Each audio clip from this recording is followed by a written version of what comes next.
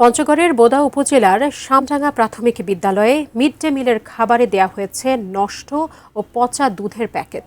এ নিয়ে বেশ আলোচনা সমালোচনা চলছে এলাকা জুড়ে। সরকারের মহতী এই উদ্যোগকে টিকিয়ে রাখতে নিয়মিত মনিটরিং সহ কোমলমতি এসব শিশুদের স্বাস্থ্য সুরক্ষা নিশ্চিতে মিড ডে মিলের খাবারের মান নিয়ে আরও সচেতনতার দাবি অভিভাবকদের। পঞ্চগড় প্রতিনিধি সিদ্ধার্থ কর্মকারের পাঠানো তথ্যচিত্রে ডেস্ক রিপোর্ট।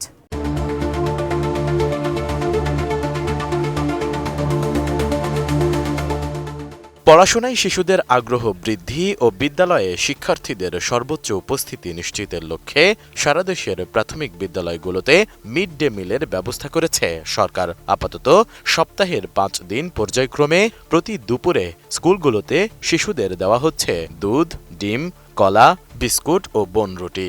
ক্লাসের ফাঁকে কোমলমতি শিশুদের পুষ্টিকর ও নিরাপদ দুপুরের খাবার নিশ্চিতে সরকারের আন্তরিকতার কোনো ঘাটতি না থাকলেও কিছু কিছু ক্ষেত্রে পরিলক্ষিত হচ্ছে খাবার পরিবেশনে নিয়োজিত ঠিকাদারি প্রতিষ্ঠানের গাফিলতি।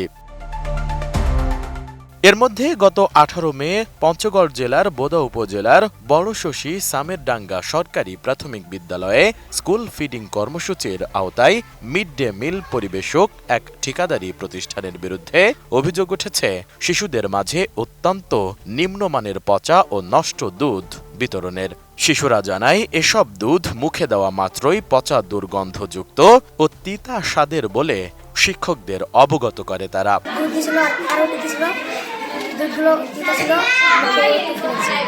আমাদের দুপুরবেলা খাওয়ার দেয়, প্রতিদিন বন্ধু বান্ধব মিলে সবাই মিলে খাই। গতকাল দুধ দিচ্ছিল, দুধগুলো তিতা করছিল আর পাউরুটিগুলো মুড়া। কালকে দুধ দিচ্ছে, এগুলো নষ্ট ছিল, আবার তিতা ছিল। একটু খাইছিলাম, খাওয়ার পর ফেলাই দিছিলাম। এটা নাকি পোষা ছিল, নষ্ট ছিল, ম্যাডামরা আমাদের খাইতে দিনে আমরা সেটা ফেলে দিছি। সরকার যে খাবারটা দিচ্ছে এটা ভালো উদ্যোগ, এটা আমি খুব ভালো মনে করি। আর বিষয়টা হচ্ছে যে খাবার দিচ্ছে সরকার, এটা ঠিক, কিন্তু খাবারটা যেন মানসম্যহীন থাকে, খাবার যেন কোনো ভেজাল না থাকে, এটাই আমার মনে হয়। বেস্ট ইনগ্রিডিয়েন্ট ও ইউরোপীয় মেশিনে তৈরি মজাদার কেক ফ্যান্টাস্টিক, যে ফানে সবাইকে টানে। পরে শিক্ষকরা আবিষ্কার করেন যে কার্টুনের বেশ কিছু দুধের প্যাকেট ছেঁড়া ও অস্বাভাবিকভাবে ফোলা। তৎক্ষণাৎ সেসব প্যাকেট শিশুদের কাছ থেকে ফেরত নিয়ে ফেলে দেন শিক্ষকরা। পরে ঊর্ধ্বতন কর্তৃপক্ষকে জানিয়ে বাকি প্যাকেট ফেরত দিয়ে দেওয়া হয় ঠিকাদারি প্রতিষ্ঠানকে। আমাদের এলাকায় অতি দরিদ্র শিশুরা দুপুরের খাবার বা অনেক সময় সকালে খাবার খেয়ে আসতে পারে না।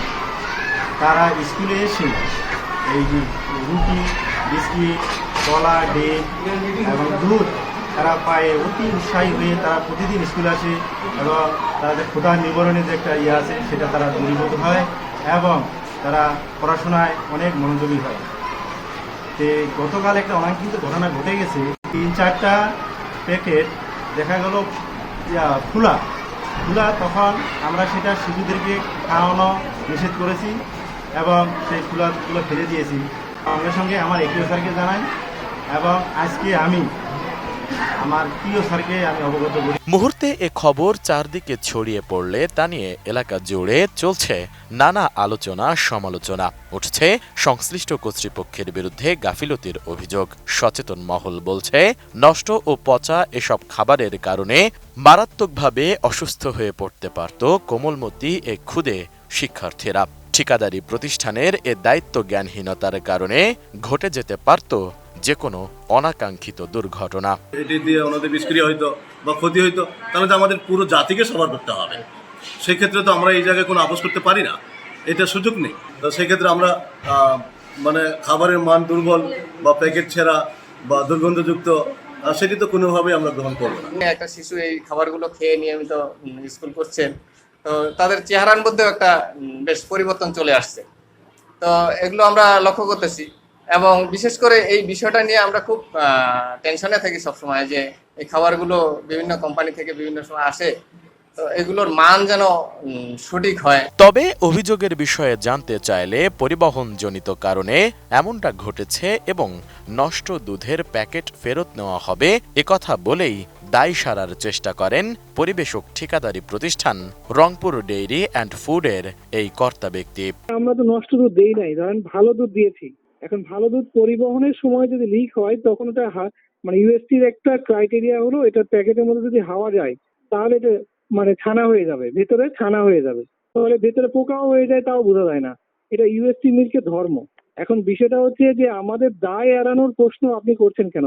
আমরা তো আমাদের দায়িত্ব নিয়েই কাজ করতেছি, সতর্কতা নিয়েছি।